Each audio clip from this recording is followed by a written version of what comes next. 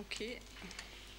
Well, I just want to thank everybody for inviting me here today. I've not actually ever been to a Sustainable Development Conference. I'm finding it very interesting. I'm beginning to think maybe I should have gone along to more of these things because there's quite a lot of lapovers with what we do. As Leslie said, we're a social enterprise. We've been running for 17 years and we lend to businesses that can't access all the finance they need from the bank. So we do all different kinds of businesses. I mean, any kind of legal type that you can think of, including non-profit businesses. Over the last sort of past kind of 10 years, we've created, or rather our clients have created 2,000 extra jobs in the community. 70% of the loans that we do are in areas of deprivation, so that makes quite a big impact back in terms of sort of the health and well-being of the communities that we work with. We've also lent £8 million, and I met somebody outside when I was having a coffee and he said, well, where do you get your money from? That's a question that we're asked quite a lot, and it's not that straightforward an answer, but a proportion of our money comes from loan repayments, and a proportion basically comes from all sorts of things that we have to do in order to pad out the rest of the cash. And also another proportion is from a revolving loan that we have of 1.5 million that we just pay back, and you know, I hope they never ask us for the full amount because we wouldn't be able to afford to repay it back, but over a long period of time we keep recycling the funds. So it works pretty well for us, the model that we have, and when there are sort of small crises throughout the way, we've been lucky to be able to sort of use different mechanisms to keep it going.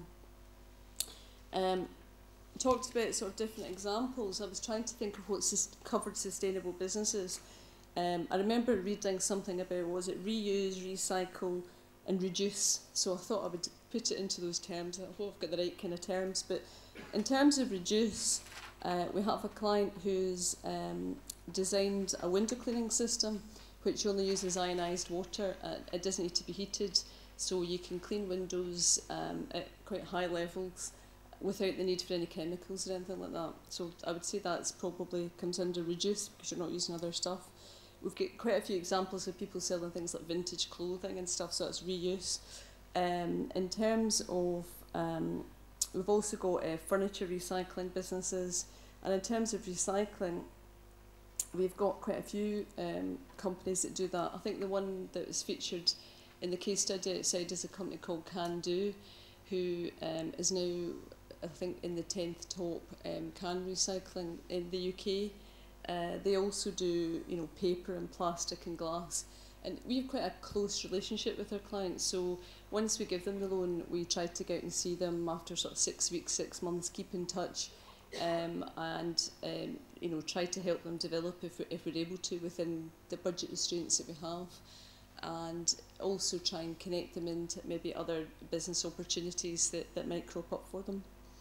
There's another one which I think was featured in the newspaper recently. Was it's a sole trader, and he reclaims cables from building sites. And one of the fascinating statistics that he told me was, in most building sites they buy 20% more cable than they need, and the reason for this is there's always mistakes. So people lay cable and then it goes wrong, and then they're short cable. So it's a kind of, you know, they just always seem to do. So a lot of the cable he's reclaiming and recycling is actually brand new cable. It's not even stuff that's been dug up from brownfield sites. He's doing quite well with this, and he basically chips all the cable, separates it out, and he's shipping it to places like China. So in terms of what is needed, how could we do more of this? Well, we operate something called a government guarantee scheme called the Enterprise Finance Guarantee, and that enables us to lend to businesses that are that don't have adequate security, so it offsets the risk for us. That is that's been reduced over the last couple of years, and what we'd be hoping was is guarantee schemes such as that could maybe be increased. There's not really any pre-trade risk money for sustainable type businesses if people are investigating something.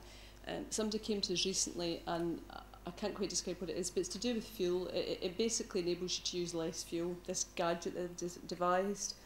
And we took the view that we would risk some money on it. So we've actually given him a loan, although he's not quite trading it. But the trouble is we don't really have enough money to do that sort of stuff on a regular basis, and it would be great if there was that kind of money to be able to risk a wee bit of capital at the early stages where it takes 6 months to a year before the company actually makes any money. Other things that would be good would be sort of more open procurement. I mean, that's been mentioned a few times today, but certainly a lot of companies are trying to get contracts from things like councils, and they're quite small. As far as I understand, the councils are now trying to encourage that a wee bit more, and the Scottish sort of procurement site is encouraging people to put not just what they do, but also if they're a non-profit or if they're doing other things that benefit the environment. My one good example of councils doing things for the environment are we've been involved through our parent company with Glasgow City Council, and for the Commonwealth Games contracts they put in a community benefit clause. So it's meant that all of the contracts that have been awarded for the Commonwealth Games, there's been some form of community benefit, and there's been a few social enterprises that are one part of those contracts. Now, without the council making the decision to put that in, that wouldn't have happened. It's maybe not taking over everything, but and it's also getting more private non-profit partnerships together, private companies that have never ever worked with non-profits before. So that's basically me. It would be great if there was more money about for us to do more of what we do, and if anybody has any spare cash that's kind of rolling around, then you can speak to me later. Thanks.